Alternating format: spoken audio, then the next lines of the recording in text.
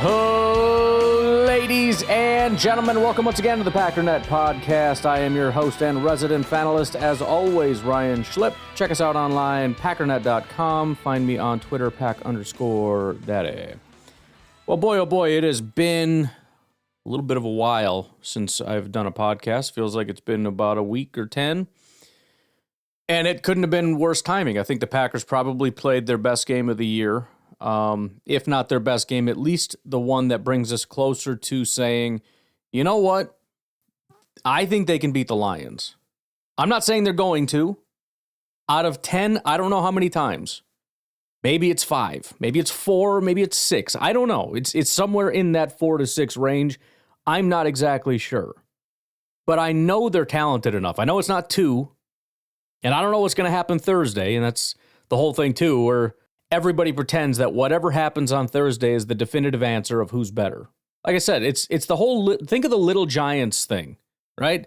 Out of 100 times, maybe you'll beat them once, but there's that one time, and let's make this that one time. If the Packers, I hate to, haven't seen you in a while. Let's talk about Thursday and how we might lose. Just let me make my point. We'll get back to it. Just to be clear, if the Packers were to lose, it doesn't even mean that they're the worst team. We don't know. That's why a lot of other sports, you play 5 games, 7 games or something, so you can kind of get a better idea of who's better. It's not how it is in football. That's part of the reason why football, it matters, style points matter a lot less, because each game is an absolute premium. It doesn't matter if you're better. You got one shot to win this thing. Find a frickin' way to win it. And I think that's what the Packers have been doing most of the year, but this year, just this game felt a little better. Again, everybody's getting not everybody, but there's a ton of people all pissed. Well, who have they beaten? They haven't beat anybody yet. First of all, that's not even entirely true. The fact of the matter is I think this team right now very easily would have beaten the Vikings and Lions. They played like such absolute dog crap in those games. It might have been their 2 worst games. Just handing these teams easy points. It's nonsense. If they just play clean and are still about the same talent level, they beat those teams. The fact that they haven't beaten it's funny because it's like, okay, so how many of those 9 wins are actually against good teams? This is what I'm hearing on social media. Okay, first of all, the fact that 9 wins came out of your mouth and you found a reason to piss and moan is crazy. And it's not as though anybody's saying we're going to win the Super Bowl because we are the absolute best team. That's not even the point. The point is we belong in this tier with these teams. Even if we're a notch below, let's say I'm not going to say the Chiefs because I think they're dog crap. Let's say, Baltimore and Detroit and Minnesota and, I don't know, another team are above us. Okay, so what? Freaking cry about it? Like, what do you want? Like, you're not going to be happy until we're the best team? Is that what we're saying right now? Is it okay to be the 5th best team? Is that acceptable to anybody? Maybe the Lions are better than us. That's possible. Maybe we're still good, but we're not that good. Is that possible? Because remember, 9 wins means we beat all those teams. Yeah, but they're bad teams. Right. Guess what bad teams don't do? They don't consistently beat the crap out of bad teams. They're not going to win 9 out of those 9 games. They're not. Mediocre teams are not going to win because you know what? They weren't all bad teams. Some of them were mediocre teams. Packers beat all of them every single time very consistently. That doesn't just mean something. That means a lot. And the fact of the matter is the only thing that we've been waiting on is for this team to be a little bit more clean. And although it's not perfect, I am extremely encouraged by several little things. And maybe this is something that would be more helpful to the more negative fans. Maybe. I don't know. Because I understand the anxiety. What if we're frauds? Bro, frauds... Okay. We're not frauds. The Chiefs are frauds. Okay? It's easy to identify what frauds look like. The Packers aren't frauds. They won the games that they won. Even when it was sloppy, they ended up winning it. And they did that by doing good things. They did enough good to counter the bad. Jordan Love throws a pick 6, and then he comes back and drives down the field and scores a touchdown. Okay, there we go. We blanked it. Now we're back to even. But we don't need to be upset about this. But maybe what would be helpful is to kind of build a checklist. What is it you need to see? Because I think it would be hard to have built a checklist in your head and not at least be encouraged with the direction of the team. I'm not saying Jordan Love is necessarily elite, but what I've been waiting for from Jordan Love, I more or less saw in this game. It wasn't peak Jordan Love. It wasn't, last year's like Jordan Love at his best. But I think he was largely mistake-free. There was I really think he's struggling a lot with deep passes. His ability to hit those is really low, and it's just not working real well right now. But I think his decision-making in that game, the general accuracy, especially on plays under 20 yards or so, or 30 yards, or whatever the line is that he's struggling with. I don't know, those 40-yard deep shots. Anything under that, he seems to be doing pretty well. But, not as many mistakes. And I think he went from, and again, I got to pick a term better than game manager because I think that it's seen as such a derogatory thing. But what I mean is that he's not a liability, but he's not really like an asset. He's a robot. He's just executing the things as basically as you possibly can. And I think in this game is when he took a step forward. In this game, he's making passes that you look at and go, that was not something a lot of people are going to make. Some of these passes really, there's several Jayden Reed passes. One of them was a touchdown. The other one was the one-handed catch by Jayden Reed that was beautiful. I mean, it was a really high-risk throw by Jordan because if you look at it, if you just delete Jayden Reed from that, he's throwing that right into a defender's chest.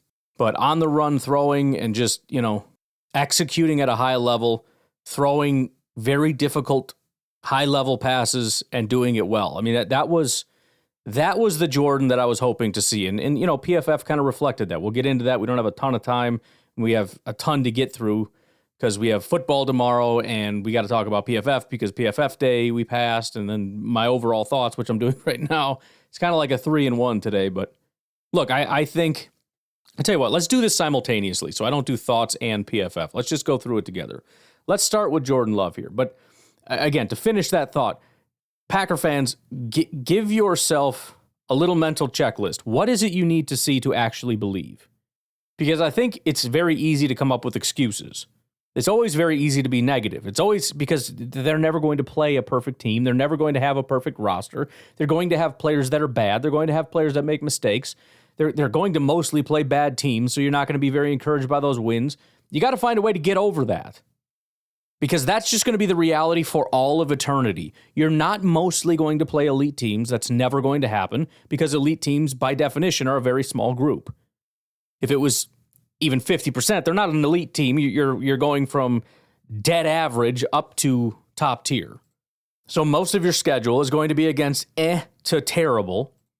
And you're going to see a lot of mistakes and a lot of bad coaching and a lot of interceptions and a lot of bad football players.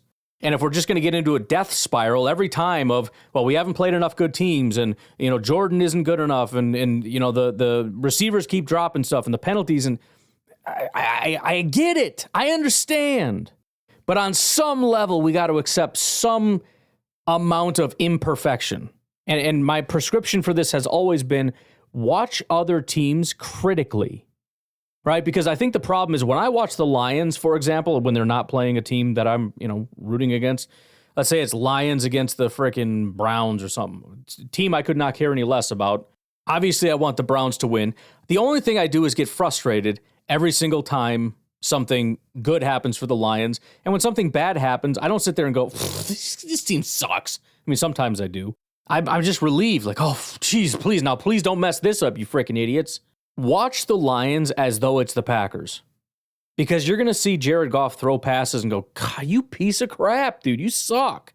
Which is why, by the way, I mean, I haven't checked as of this week, but he's kind of down in the dumps a little bit this year. Just try it. So we got Vikings this week? Watch the Vikings and pretend it's the Packers. Try as hard as you can to do that. Their quarterback is not Darnold, it's Love. Their offensive line is our offensive line. Their receivers are our receivers. I promise you there's going to be a lot of frustration. You're going to watch them run the ball and not get anywhere. And it's like, bro, freaking block, dude. Try it. Just try it. All right, Jordan Love had his best game of the year as far as his overall grade. It was his second best passing grade of the year, 77.7 grade. He doesn't have any in the 80s or 90s yet. 76.2 passing grade. The encouraging thing, though, is since week 6, which is when I think most of us assume is when he was fully healthy, right? Minnesota, he was clearly not healthy. Against LA, he started limping around again. That was his worst game. I think that was his pick 6 game, one of them. And then Arizona, since Arizona, he's had one day where his grades, his passing grades, were not in the 70s. And that was San Francisco. It was basically 70, 70, 73, 79, 72, 61, and then 76 in this game. And again, that's where sort of the game manager thing kind of comes from, where it's like, no, it's good. It's good. And consistently good is great to me. I think if everybody could just be a non-liability that just kind of more or less executes what the coaches ask them to do, I think you're going to be a great football team. I really do. I don't know how much that pushes you into a Super Bowl without having like that premier quarterback or whatever the case, but you're going to the playoffs every year if you can just do that. But if we look at, because again, he's been kind of low down on the list in the 20s or whatever, but if you look at since week 6, he's 12th as far as his passing grade. Now, that might not blow anybody's socks off, but it's the reality. He is a borderline top 10 guy, even amidst this, like, oh, Jordan doesn't look like Jordan, which is all true. He doesn't look like himself. He's still a borderline top 10 quarterback since he's been healthy. And if you go from week 7, he is top 10. He ranks 10th. Bo Nix is ahead of him. Bo Nix is playing great football. Again, as far as the draft goes, there's always a couple guys I get right. Most of them I get wrong. Bo Nix and Chop Robinson are making me feel pretty good about myself. But he has a 79.5 passing grade since week 7. So basically an 80 overall passing grade. He is just to give you an even closer idea of how, I guess, good that is, he's 79.5. Josh Allen is 79.9. They're basically identical passing grades since week 7. What's even, I think, the most impressive about this is, I've been harping on him with the accuracy and all that kind of stuff.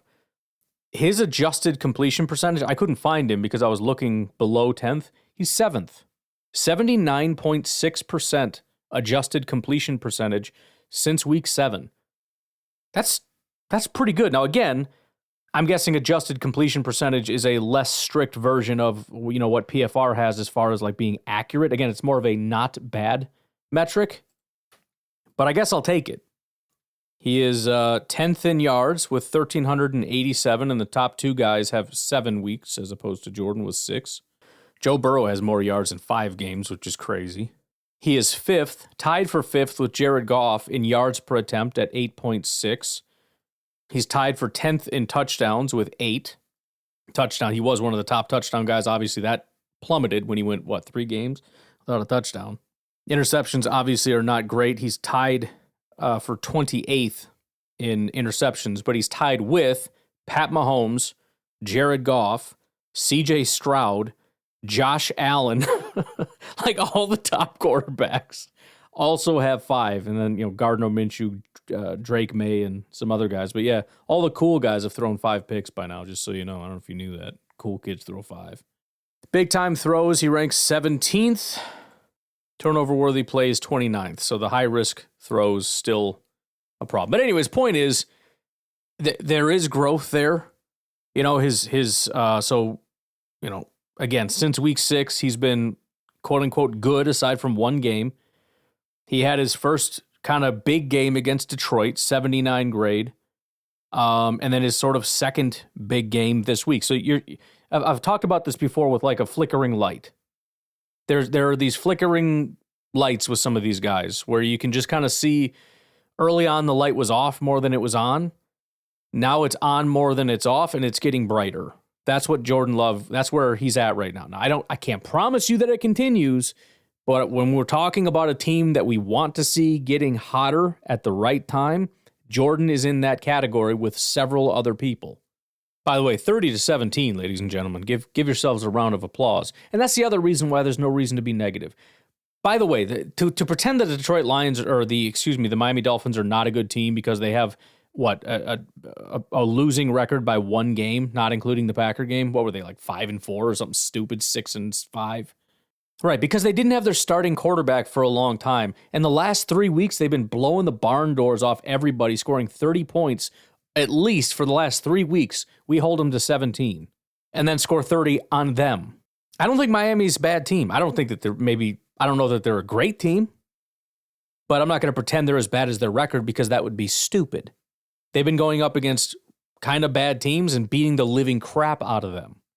But Jordan did pretty much everything right in this game in terms of like wanting him to get better, wanting him to improve in the categories. When you throw 75% completion rate, 88.5% adjusted completion rate, 274 yards, 9.8 yards per attempt, 2 touchdowns, 0 interceptions, 1 big-time throw, not even a single turnover-worthy play in the game, 2.49 seconds to throw, 129.2 passer rating.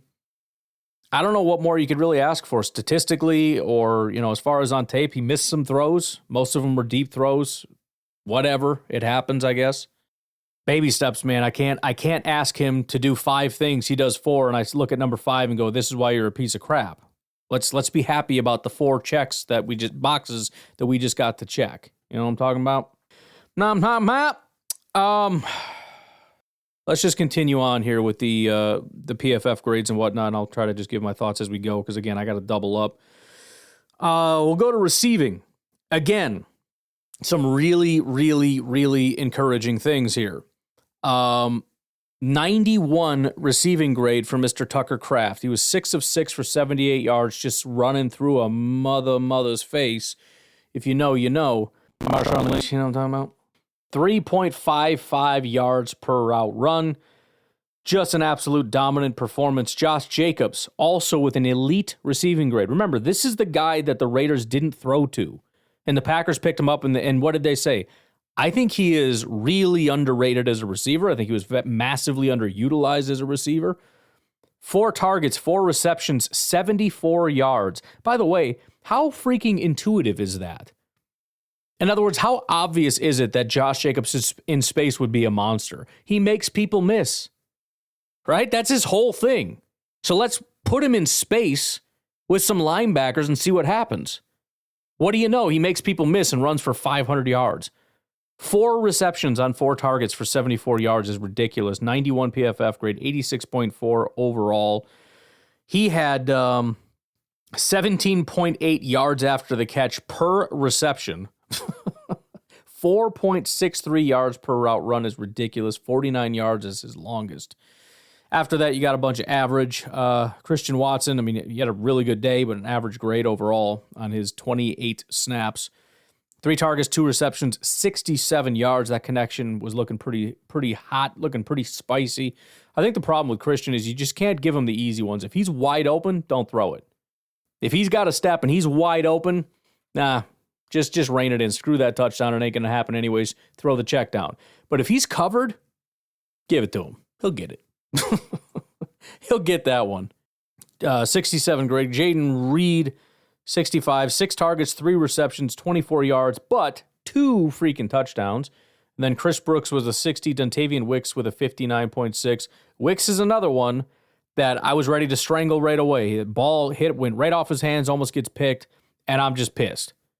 Listen, I understand he's probably a good blocker, and we can look at that. I understand he's a great route runner. I understand all this, like I get it, but if he can't catch, we got to just rein it in. And I'm not saying kick him off the team. I'm not saying cut him. I'm not saying any of that. But he needs to take a much smaller role in the offense because he ran more snaps than Jaden Reed did. Right? So I just whatever. But aside from that drop, he redeemed himself, right? All 4 of the next 4 he caught for 30 yards. So there you go. 1.3 yards per route run is not the greatest, but we'll take it as he took a step. Then the run game, you just can't not be happy with it. Josh Jacobs obviously is just a great player. The stats don't necessarily reflect it in this game. I know Matt LaFleur made some comments about the offensive line, basically saying, he had to make too many people miss at the line of scrimmage, and that's true. He had 19 carries for 43 yards, which is just 2.3 yards per attempt, again, which sounds terrible, but he was given a 79 rushing grade. Why? Because he had 2.79 yards after contact, which, again, pretty simple math means his yards before contact were negative. On average, he was contacted behind the line of scrimmage, and he averaged still 2.3 yards. Chris Brooks, though, another guy, him and Emmanuel Wilson, obviously both very reliable guys, and they spelled him fantastically. 6 snaps, 3 attempts for 28 yards. That's 9.3 yards per attempt, 78.8 rushing grade. Jayden Reed got his one sweep, and it worked. So now we love the sweep again, right? 1 attempt for 23 yards, 70 rushing grade. Emmanuel Wilson just given a 67 grade, but he had 2 attempts for 20 yards. It's hard to be too mad at that. Josh Jacobs, as usual, 8 missed tackles forced, just ridiculous. 3 for Jayden Reed, which is also ridiculous on his 23 yards. That's why he gets those, by the way. Emmanuel Wilson made 2 guys miss. Chris Brooks made 1 miss. That's 14 missed tackles forced by the team in this game on their 25 attempts. And then real quick, getting to the offensive line, Rasheed Walker didn't have his best day in the world. 65 run blocking, 62 pass blocking. He did give up only 2 hurries in the game. Usually he's much better as a pass blocker. However, usually he's much worse as a run blocker, so I guess I'll take it. Left guard Elton Jenkins just did a full reversal from, and this was maybe the biggest problem. 2 weeks ago, the offensive line played great, and everybody said, this is why you just got to run the ball all the time. The problem is our offensive line is very fickle, and they almost never play as good as they did 2 weeks ago, meaning we're usually not going to be able to just run through people like that. And I think these guys were beat up. I think they were tired on a short week. I think they were freaking cold and their bodies hurt. And I'm not trying to just make excuses for them, but several guys that played really, really hard and really, really well against the 49ers didn't have that gas. Elton Jenkins is one of them. He had a phenomenal game, probably his best game 2 weeks ago. 62 pass blocking grade, 34 run blocking grade. Josh Myers, 60 pass blocking, 59 run blocking. Not bad, but nothing good there. Sean Ryan, great pass blocking, 82, which I'll take, but the run blocking was a 53. And then Zach Tom even getting a little bit of that, 81 pass blocking as usual. The run blocking wasn't there. So we didn't have a single run blocker on this team. The highest was our left tackle with a 64.7. That was our best run blocker of the day. As far as outside of the offensive line, 73 run blocking grade for Christian Watson, 74 for Dontavian Wicks, and Bo Melton with an 84. So the receivers absolutely showed up and were able to block on the outside. Ben Sims with the lowest run blocking grade on the entire team, or Elton Jenkins with the lowest run blocking grade on the team. By the way, the running backs in their pass blocking, very, very good job. Let's see how many attempts here. Josh Jacobs, 4 pass blocking attempts. He had an 80.3 grade. Nobody got to the quarterback. Chris Brooks also had 6 attempts. This is probably part of the reason they like Brooks out there. I think they trust him a little bit more as a blocker. He had 3 attempts, 80.4 grade. Nobody touched the quarterback. Anyways, look, I think the offensive line did a good job. I think they're going to benefit from some rest. I think they need it. I'm hopeful for the offensive line to kind of, get that rest and get back to what they were. I think we had Elton Jenkins kind of like getting rest days and all that stuff. It's tough to play on a short week like that for the big boys, especially after a freaking juggernaut like they had with the 49ers. So get those guys some serious rest. Get ready to load up against the Lions because that's another team that really prioritizes the trenches. So be ready for that battle. And hopefully we can get a little bit better from the offensive line, get Josh Jacobs cooking a little bit. That's my hope. Let's take a break. We'll come back and take a peek at the defense because there's some guys there, too, that deserve a little bit of recognition that have started to trend in the right direction. We'll take a break. We'll be right back. So I didn't do overall for offense because, again, short on time, but for defense, we'll do it because that's just how it's set up anyways. On the bad side, Colby Wooden, 54.8. Javon Bullard kind of staying down at the bottom, 53.5. Evan Williams, unfortunately, just continues to struggle. Eric Wilson also had a really bad day, 43.8. Evan Williams did finally get a bounce back last week against San Francisco. I was hopeful that he would stay up, right? He had his 3 good games, 4, 5, and 6.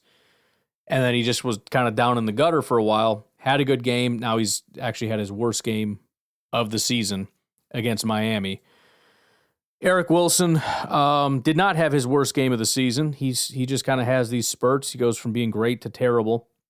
He had a 39 grade in week 3 against Tennessee, a 41 against Minnesota, and then he was really good for a while, and everybody kind of forgot about the bad games. It's like Wilson's just elite, blah, blah, blah, whatever. Then he had a 38 against Detroit, and then he was good again. Like, oh, I don't know, it was weird. Just he's great again. And then a 43 against Miami. So he's a good player. He's just prone to just having really bad days, I guess. On the positive side, with a little bit of heavy rounding, Quay Walker with a 68.5. I don't know. Maybe I'm being too hard on him, and I am happy that we're seeing something a little different. I still am really frustrated with Quay. I understand that he got to the quarterback a couple times. I get that. That's cool. But the guy played 71 snaps, and every reception I saw was right in front of Quay, and I wanted to strangle the freaking guy. Maybe it's just the defense and the way it was called. They were picking on us in the middle because it wasn't just him. It was, I don't know, so one of the other linebackers too. We'll get to that. I think it was McDuffie. But I was ticked, to be completely honest with you. And everybody's praising him. I didn't want to be the guy to kind of bring everybody down while they're doing victory laps over Quay. Like, oh, he's doing great. He's had great 2 weeks now. And I'm like, yeah, I mean, not in coverage, but I guess everything else is good. And it was 69 grade, 83.3 run defense, 82 tackling, 77 pass rush, 4 pressures on 6 attempts. He is very good at that. He just is. He's one of the better pass rushers on the team.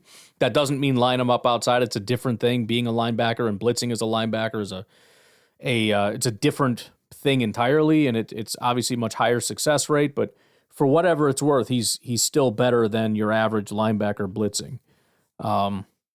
So that's what he does well, and apparently very good as far as run defense and tackling, and I probably just missed some of that while I was busy being pissed off about coverage.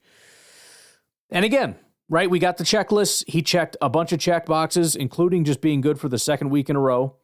And so I'm just going to let some stuff go. You know, pick your battles a little bit.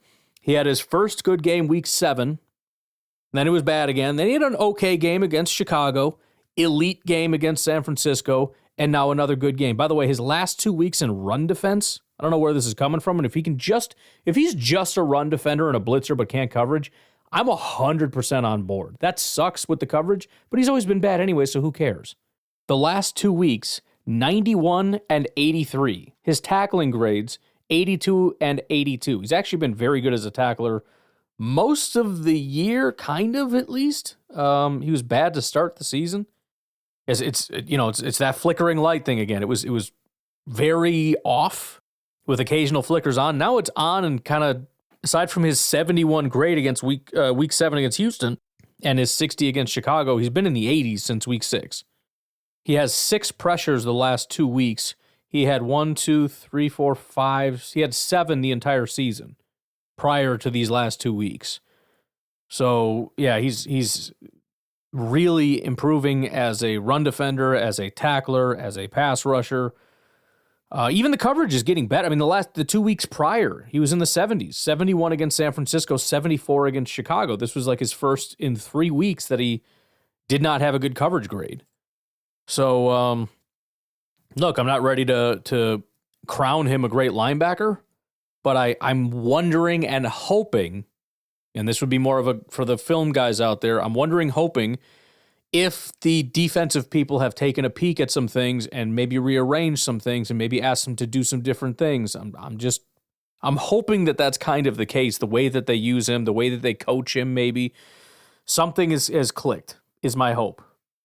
But only time will be able to answer that question. Then, the other guy that has been surprising that we're going to do a little heavy rounding for, 69 grade for Lucas Van Ness. Freaking worst guy on the team has had 2 good games in a row. His first and third best games have been the last 2 weeks. Lucas Van Ness had 1, 2, 3, 4, 5, 7 pressures the entire season, and he had never had more than 1 pressure in a game, which is appalling. The past 2 weeks, 5 pressures. So he's almost doubled his entire season total in the last 2 weeks. And he had 2 pressures on 10 attempts and a sack. By the way, his second sack was week 12. He now has, so he had 1 prior to the last 2 weeks. He has 3 the last 2 games. He had 2 pressures and a sack on just 10 attempts, which is really good. 3 pressures and 2 sacks on 16 attempts, which is really, really good. He had a 94 pass rush grade. His highest previous to that was 63. He went from a 63 to a 94, and he got a 69 in this grade, basically a 70, just from his pass rush grade. Now, the run defense has not been good, and it remains not very good. Tackling is quite good, which has been a problem for a lot of our edge rushers. But the pass rush has really been the thing for him. And maybe not super surprisingly, they bumped his snaps up. Maybe that's just, opportunities, attempts, whatever. But it feels as though the loss of Preston has maybe pushed some of these guys like Lucas Van Ness into a position of you have to step up now, and they're rising to that occasion. Whatever it is, he has had a good couple of weeks. In fact, let's be stupid about this for a second. I want to look at how he's done compared to the rest of the NFL these last 2 weeks. He is the 14th highest grader overall, and again, that's with bad run defense and everything else. So he ranks 14th the last 2 weeks. He has the 3rd highest pass rush grade, and he has the 2nd most sacks in the NFL the last 2 weeks. He is tied for 9th in win percentage, 20%. And if you look at pass rush productivity, which is sort of a win percentage kind of thing, but it looks at pressures with, sacks being more valuable than hits, being more valuable than hurries and whatnot. He is the 3rd highest. He is between Myles Garrett and Chop Robinson right now. And again, a 91.4 pass rush grade. Again, I'm being stupid, just using a 2-game sample size, but it feels good, and I'm going to do it anyways. And I don't care what you think. Getting into the slightly less rounding, Eric Stokes with a 69.7, call it a 70 grade. Same with his coverage grade, 69.7. Kenny Clark with a 71 grade, 74 run defense, 70 tackling. Pass rush still isn't great, 2 pressures and a sack on 33 attempts. We're hoping for at least 3, but, there's a sack mixed in, so we'll take it. His first sack of the season. So again, as far as like awakening, he's got 4. So he had, by the way, prior to San Francisco, right? This is, we're assuming there was something that was kind of awakened around San Francisco for some people. He had 0 pressures for 3 straight games. 0. Now, I'm not talking sacks. I'm talking pressures. He didn't even affect the quarterback once in 3 games. And he had 35, 37, and 48 snaps. In over 100 attempts, he didn't get 1 pressure. Appalling. Then he got 4 in the last 2 games. He's probably at 10%, a little less, plus a sack. He's still not playing well. But it was a really good run defense game for him, which he's only done 2 other times this year. And he's got pressures 2 games in a row. I mean, I hate to baby him this way, but I'll frickin' take it. Then you got Keyshawn Nixon was the 3rd highest with a 73.5 grade, 64 run defense, 80 tackling, 74 coverage. Aaron Mosby, very good to see. Another guy that's starting to get a little bit more snaps along with Brenton Cox, and we can get to that guy in a little bit. But 14 snaps for him, 6 run defense, 8 pass rush, 74 grade, really solid run defense grades. And then the highest graded was Xavier McKinney, 78 overall, 63 run defense, 88 tackling, and then 75 coverage grade. Looking at run defense specifically, Brenton Cox, Eric Wilson, and Carrington Valentine were the 3 that kind of underperformed. Kenny Clark, Aaron Mosby, Isaiah McDuffie, and Quay Walker were at the top. Tons of love for McDuffie and Walker. And again, largely deserved. I don't want to rain on anybody's parade. But they were really solid in run defense in this game. And again, I think I just more or less missed that. I think we did a good job against the run, and I didn't necessarily notice how much of a contribution those 2 guys were making at the time. I just saw a pile and got excited that they didn't get any yards. Tackling, Stokes, Valentine, and Wilson were the 3 that struggled. Pretty much everybody else was 70 or higher. Pass rush, Wyatt, Van Ness, and Quay Walker were the 3 kind of in the 70-ish range. And then the only kind of bad really was Colby Wooden, who had a 54 grade. Coverage, on the bad side, Bullard, Williams, McDuffie, and Eric Wilson. On the solid side, Stokes, Kingsley, for whatever friggin' reason, Keyshawn Nixon, and then Xavier McKinney was the highest. Getting into some of the statistics, you've got, start with the bad here. Pass rush attempts, Colby Wooden, 10 attempts, 0 pressures. Carl Brooks, 23 attempts with 0 pressures. You guys friggin' up those numbers, bro. Nobody else had 10 attempts, so I'm not going to worry about it. Eric Wilson got a pressure on just 2 attempts. TJ Slayton was 1 for 20. That's 5%. That's not great. Kenny Clark, we already talked about. 2 on 33 is not good enough, but it's a sack, so I'll cut you some slack. Brenton Cox had 2 pressures and a sack on 16 attempts. That is fantastic, right? I mean, I think Brenton Cox has been great. I think Mosby, too. Let me look at both of these guys here since they've been here. 5 pressures on 40 attempts and 2 sacks. What the heck more do you want than that? 70 overall grades, 71 run defense, 76 tackling, 60 pass rush, but the statistics are just glorious. That's Brenton Cox. Aaron Mosby, 2 pressures and a sack on 24 attempts. That's roughly what you're looking for. 66 overall, 72 run defense, 74 tackling, 54 pass rush. For like backups. That's glorious. And by the way, both of them are performing better than Preston was. I just want to be very clear on that. Kingsley and Igbare, 2 pressures and a sack on 31. Not quite good enough, but again, cut you some slack because you got a sack. Devontae Wyatt, 3 pressures on 21 attempts. I mean, that's his thing, right? He's not good at run defense, so his grades are always, it's kind of like offensive linemen that I'm trying to plead with you to understand are really good, but they always have bad grades because the run defenses or the run blocking is not good enough. So they end up grading in like 58 or 60, and it's like, but he's got an 80 pass blocking, dude. I'm telling you. Devontae Wyatt flies under the radar. He didn't get any sacks, so nobody really noticed. But he is the king of 3 pressures on 21 attempts. That's his game. That's what he does. And I'm okay with that. He's a rotational guy that is providing pressure on the inside. And he had a 60 run defense grade, so there's nothing bad about it. But whatever. Lucas Van Ness, again, 3 pressures, 2 sacks, 16 attempts is wild. Rashawn Gary, 4 pressures on 35 attempts. Didn't get any sacks, but he's maintaining. When I said Rashawn is back, he has not disappointed once since I said it. We're talking since week 6.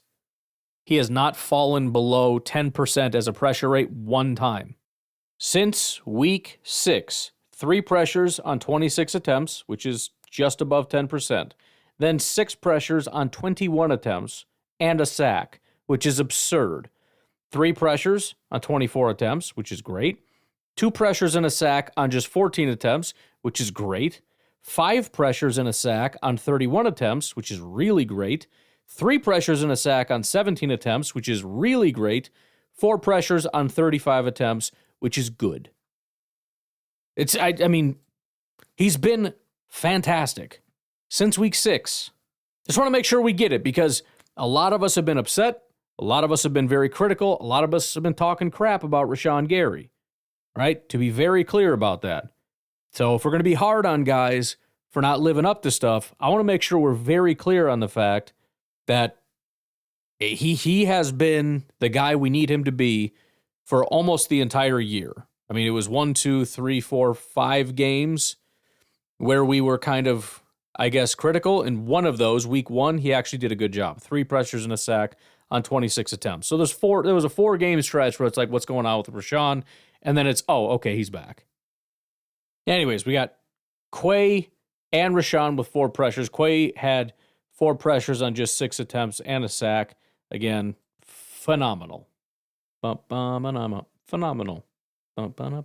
So that is 22 pressures and 6 sacks. 1 from Kenny, Brenton, Cox, Kingsley, Quay, and 2 from Lucas Van Ness. That's a glorious day. It's just fantastic. Missed tackles. We had 2 from Evan Williams, 2 from Eric Wilson, 1 from Stokes, 1 from Carrington Valentine. That's all. Stops. 6 from McDuffie, 5 from Kingsley, 3 from Wilson, 2 from Van Ness, Quay, and Rashawn, and then 1 from Brenton, Cox, Williams, Nixon, Stokes, Mosby, Valentine, and Kenny. Forced fumbles, we got 1 from Isaiah McDuffie. Coverage, McDuffie. So again, I was pissed at Quay because in my again, it's hard to know exactly who's to blame for what, but it was constantly Quay when I was seeing it. The most picked on guy, though, was McDuffie. 14 targets, 11 receptions, 141 yards, and a touchdown, 132.4 passer rating when targeted. So, again, when we're giving Quay and McDuffie their flowers because they played amazing because we saw them hit the quarterback or tackle people, yeah, great, good. But they got the crap beat out of them. I mean, this is one of the worst performances in coverage I've ever seen. Quay Walker, 7 targets. All 7 of them were caught for 50 yards. Also not great. Then you got Keyshawn, 4 receptions, 29 yards, but a touchdown. Also a pass breakup. By the way, McDuffie had a pass breakup. Wilson was 4 for 4, 39 yards. Enigbare, no idea what that's all about. 3 targets, 3 receptions, 15 yards. I guess we're starting to drop a lot of guys. So that's the thing. Evan Williams, 3 targets, 1 reception, 9 yards. Bullard, 2 for 2 for 29. Stokes, 2 for 2 for 7. Xavier McKinney, 2 for 2 for 22. Devontae Wyatt was targeted. No reception, though, so kudos. Valentine, 1 target, 1 reception, 24 yards. Nobody else was really in coverage that didn't get targeted, so there you go. Again, linebackers really got the crap beat out of them, especially McDuffie, at least from PFF's perspective. Again, I've had disputes for myself. I know a lot of other people have in terms of who's actually to blame for this, that, or the other. You got to assume a couple of these are wrong, but for the most part, it's probably correct. And then penalties, 1 each for Gary, Wyatt, and Enigbare, and I don't know why these guys can't line up right. I understand. It is weird. The offensive lines have really started to back up, I'm guessing, to make sure that it's not an immediate engagement. They think that gives them the upper hand, I suppose, especially when you're pass blocking, I would assume. If you're the one attacking, I would guess you'd want to be up close. But anyways, they seem way back, so they're you can see it must not have been in this game because Van Ness was not targeted, but I saw somebody post a video of Van Ness, and he's like nose to nose with the defensive guy. Well, half of his body's across the football. Like, just glance at the center. Can we make that a rule that you have to glance at the center? Anyways, look, unusual day. Didn't really go super in depth on the game. Did the PFF thing all in once, but as far as the big question, did we turn the corner? I would not characterize it that way, but I would say that they are certainly ramping up. They're headed in the right direction at the right time. Guys that have never been good are starting to show up. Guys like, super important guys like Rashawn and even, I guess, Kenny, at least for a week. Jordan, they're really starting to show their value, their worth. And so now it's really just a question of, can you continue this? Can you keep playing at this level, right? I mean, obviously there's going to be fluctuations. We have the offensive line fall off as far as run defense goes. You're always going to have ups and downs, and you don't know who's going to show up and who's not. That's every team. Somebody's, a bunch of guys on your team are going to have bad days, but you want more good days than bad. You want more guys having good days compared to some guys just never having good days. And the most important people, and I would say Jordan is the absolutely most important. If anybody needs to be consistent, I'm not even asking for elite, but if you can at least be consistently good and hopefully give us a couple, like, holy crap, that was like MVP performance type stuff, that would be nice, but I don't want to be greedy. Biggest thing is just be consistent. If you can just do essentially what you did in this last game, we're going to be fine. I'm not going to really ask for anything more than that. I think with the run game and with the talent after the catch with these receivers, with Matt LaFleur and his ability to do stuff, I'm not worried about Jordan needing to be any better. If he gets better, it's going to help a lot. But this game more than any other game made me feel good about the Green Bay Packers in 2024. Let me just leave it at that. All right, let's take a break. Because it's Saturday for me, so which means tomorrow's Sunday, which means we got games going on. So we very weirdly have to do that today too. It's Victory Monday, PFF Day, and Sunday Preview Day all rolled into one. We'll take a break and we'll be right back. I just want to mention I said this last week too when it came to the 49ers. One other thing. Because there's always a lot of like disappointment and whatnot. Well, they're not a good enough team. There is a very simple way to quantify this. That 49ers game, what were we? 3-point favorites? I think at one point we were 6. Call it 6. I don't give a crap. We won by way more than 6. Right? If you're a 6-point favorite and you win by 2, fine. Be concerned. Be concerned. I think we're 3-point favorites against Miami, which is pretty close to just home field advantage, especially when there's a lot of concern about Miami playing in cold weather. You could call that entirely home field advantage, probably. So, what happened? What happened? We blew them out of the water, absolutely annihilated them. And by the way, both things happened. Miami scored a lot less points than people would have thought. Green Bay scored more points than people would have thought. That doesn't mean that they're elite. It doesn't mean that they're number one. It doesn't mean that they're better than the Lions. It doesn't mean any of that. But it means that game should make you happy. They're a lot better than what people thought that they would be in that game, and they've done that 2 weeks in a row. I mean, we always, when we look around, whether it's Miami or Detroit or whatever, you see a team starting to hang 30 points plus multiple weeks in a row, especially against teams like 49ers. I know they had injuries, but that's still a defense that's hard to hang a bunch of points on. There's plenty of reason to look at that and go, you know what? That was a good performance. Another way to put it is, it's not true that the only way to gauge a team is when they go up against the best in football and see if you win or lose. And if you win, you're elite, and if you lose, you're a bum. That's not how to do it. You can even do it against bad teams. Because you look at that team and you say, okay, you are like Detroit once in a while. Detroit, they'll be 12-point favorites in a game, which is just absurd, but they'll win by 24. The right way to analyze that is not to say, well, it was a bad team. That's not the point. You get what I'm saying? So, again, I'm not making any sweeping declarations about what the Packers are. I'm just telling you they performed at a very high level the last 2 weeks, and we should be pretty excited about it. All right. Let's take a little glance here at a couple things. First of all, as I said, if the Packers win that game, you're pretty much locked in. I think I said 98%. You want to know what's really funny? The Detroit Lions are at 99% to get into the playoff, or more than 99%. They're 88% to, first round bye, to win the division, and 68% for a first round bye, whatever, right? The Packers are 99% to get into the playoffs, right? 99%. The Vikings are 97%. How does that math check out? I'm not entirely sure. It probably has to do with the remaining schedule. They must have a couple tougher teams. Maybe it's because the Packers are stronger, expected to win against the Vikings. I don't know. 99%. Feels good, folks. It feels good. If we do that thing again, where we assume the Packers run the table, beat the Lions, Seahawks, Saints, Vikings, Bears,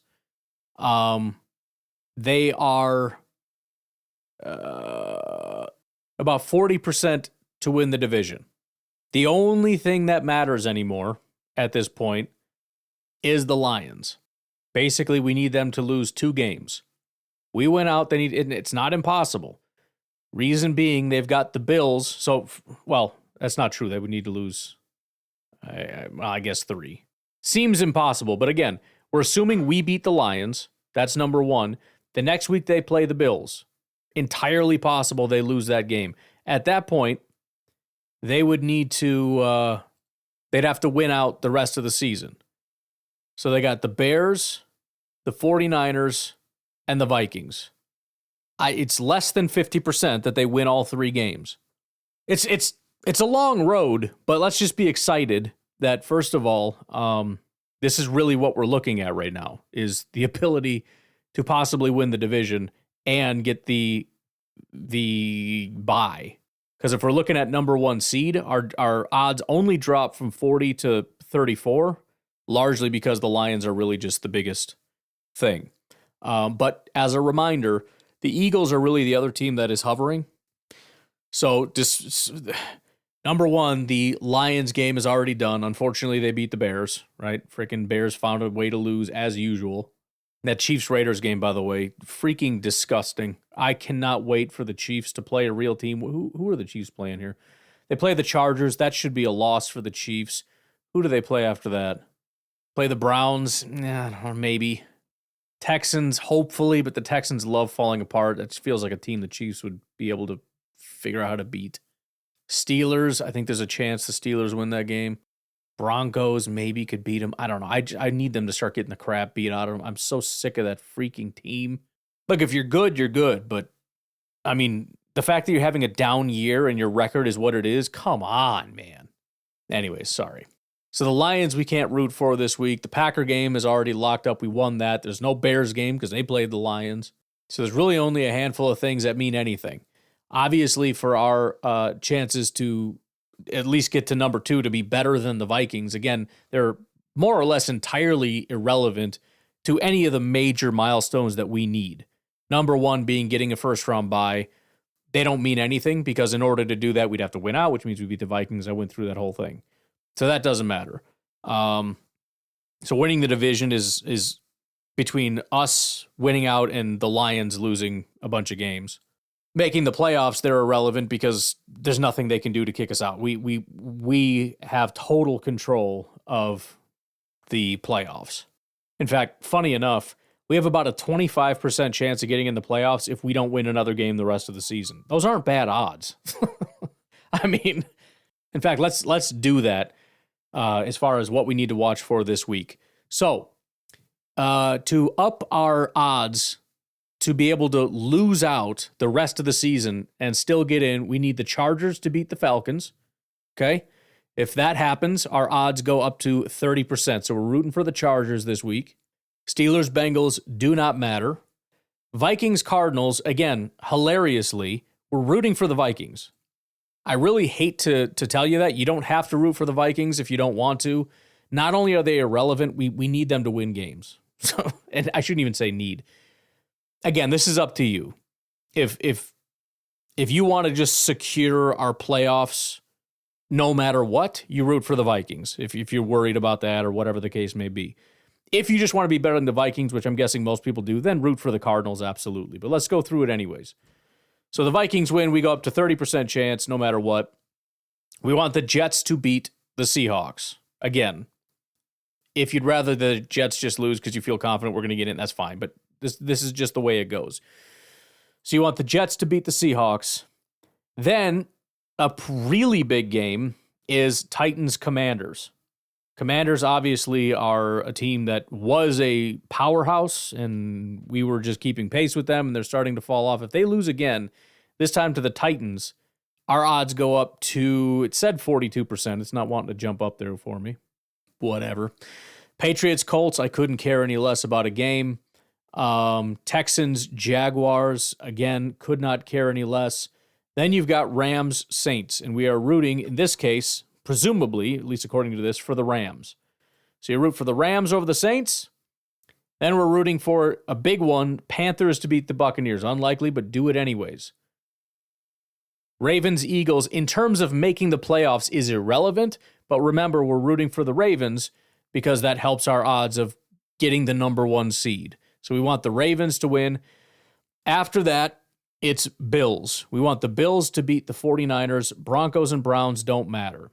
If those things happen, if the Chargers beat the Falcons, the Vikings beat the Cardinals, the Jets beat the Seahawks, the Titans beat the Commanders, the Rams beat the Saints, the Panthers beat the Buccaneers, Ravens beat the Eagles, Bills beat the 49ers, we have a 52% chance of making the playoffs if we don't win another game. So there you go. Definitely want Chargers, Titans, Rams, Panthers, Ravens, and Bills. There's no reason not to root for those teams. Jets and Vikings, I will leave entirely up to you, however you want to root for that. Probably should root. I'm going to be rooting for the Cardinals. I don't give a crap. And I'm going to be rooting for the Seahawks because the downfall of the Jets is just a funny thing that I happen to enjoy. So that's the way I'm going to go. If the things that I want to happen, that still puts us at a 31% chance of getting into the playoffs, having won 0 more games. So there you go. It's good to talk to y'all again. I got to get out of here because I have to record Packernet After Dark for you fine folks, and kind of feeling like doing a long one because I feel bad. So got to get revved up for that. You guys have a good rest of your day, and I hope you have a good Sunday. I'll talk to you later. Bye-bye.